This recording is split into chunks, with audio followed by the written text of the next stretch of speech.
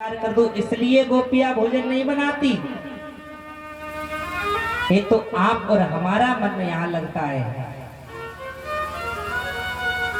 उनका एक ही था, भगवान को भोग लगाना है इसलिए भोजन बनाते हैं।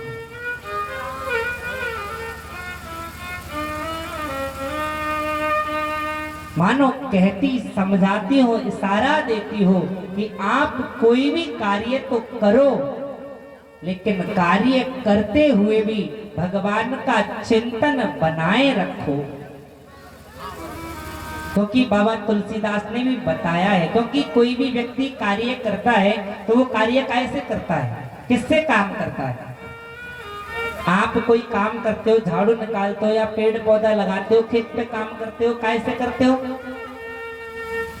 भैया? हाथों से ही तो करते हो, कोई भी कार्य हाथों के द्वारा ही तो किया जाता है।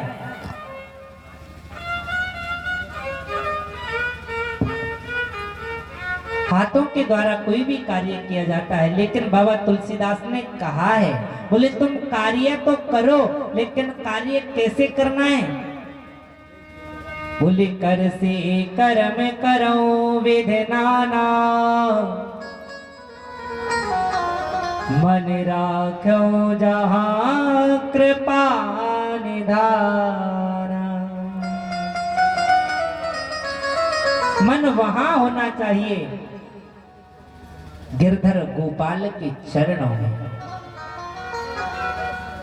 प्रार्थना करनी चाहिए गिरधर।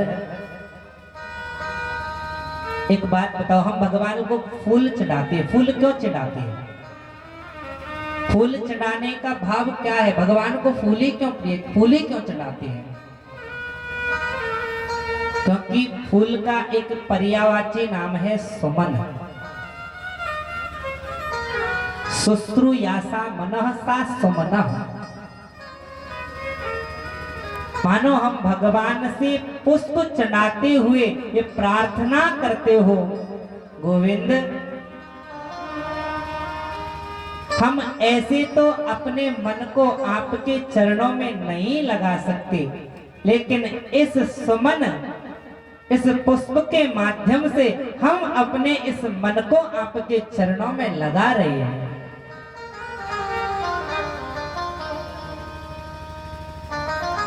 निरंतर प्रयास करते रहना चाहिए, प्रत्येक श्वास पर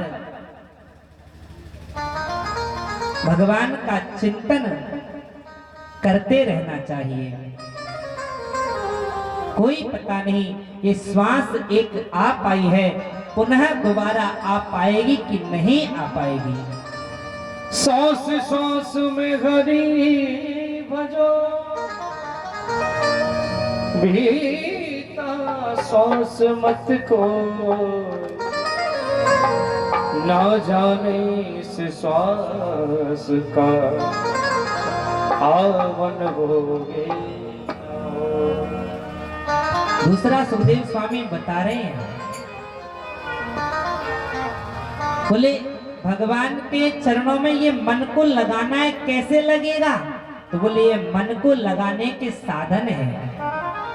सुखदेव स्वामी साधन बता रहे हैं, बोले कैसे ये जीव का मन भगवान के चरणों में लगेगा। 4 कर्म करने चाहिए। पहला कौन सा है? बोले जितासनो जित श्वासो जित संगो जितेन्द्रिय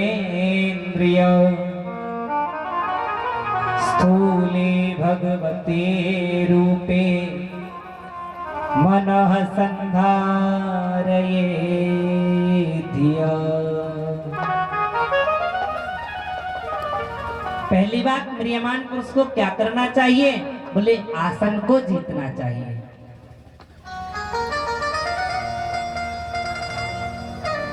हम कोई भी भगवान का भजन करने के लिए बैठे, पाठ करने के लिए बैठे, ये प्रयास रहे कि जितना समय हमें उसमें लगना है उतना समय हम एक आसन से ही गुजारें।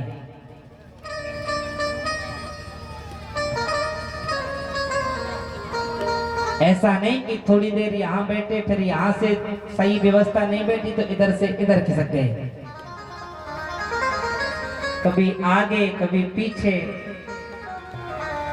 कभी पैर इधर कभी उधर, ऐसा नहीं।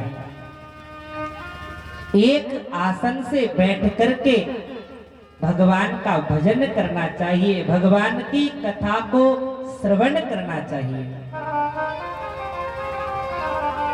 दूसरा साधन बता रहे हैं, जितासनो जित श्वासो। दूसरा क्रम बताया, बोले क्या करना चाहिए, बोले जित श्वासो, बोले श्वासों को जीतना चाहिए। श्वासों को कैसे जीता जा सकता है,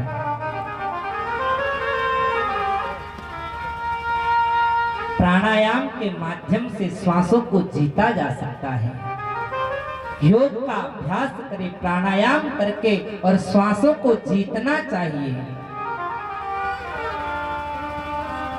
तीसरी बात कही, जितासनो जित श्वासो जित संगो, बोले संग को जीतना चाहिए। बोले संग को कैसे जीता जा सकता है, बोले संग यदि करना है तो सत्पुरुषों का संग करना चाहिए, क्योंकि सत्पुरुषों का संग जीवन को संवार देता है। और जैसा आप संग करोगे वैसा ही आपका ढंग हो जाएगा, आपके जीवन में वैसा ही परिवर्तन आना आरंभ हो जाएगा।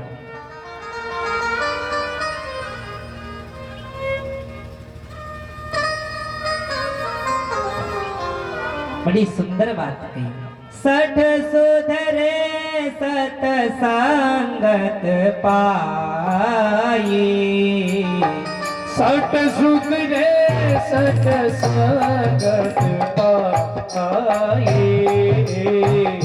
परस परस को गात सुहाई, भारत परस को गात सुहाई,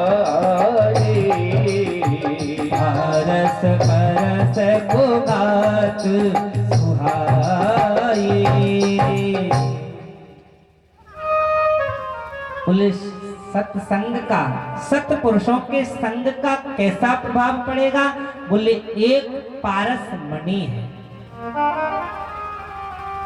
उस पारस मणि का कार्य क्या है, बोले जो भी वस्तु उसके लग जाएगी, उसका स्पर्श कर लेगी, वो उसे उसके सम कर देगी, स्वर्ण बना देगी।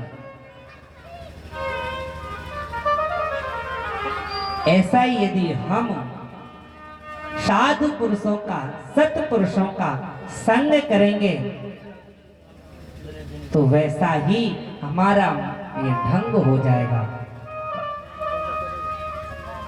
एक डाल पर दो तोते रहते थे,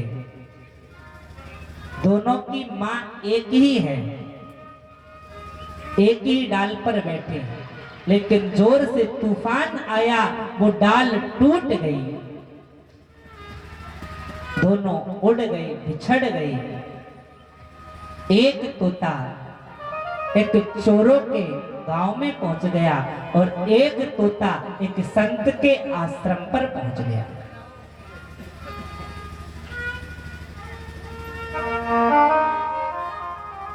जो चोरों के गांव में पहुंचा वो क्या देखता है कि उस गांव में से जो भी निकलता है तो चोर क्या करते हैं, जैसे ही कोई भी व्यक्ति मिला तुरंत अरे पकड़ लो, ले आओ, लूट लो इसको। बस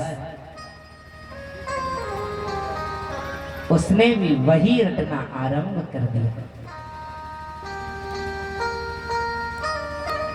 और जो संतों की सन्निधि में रहता, तो संतों की सन्निधि में जब रहते हैं तो क्या देखता है, कोई भी आता है तो आइए, पधारिए, स्वागत है आपका, आसन ग्रहण कीजिए, जलपान करिए।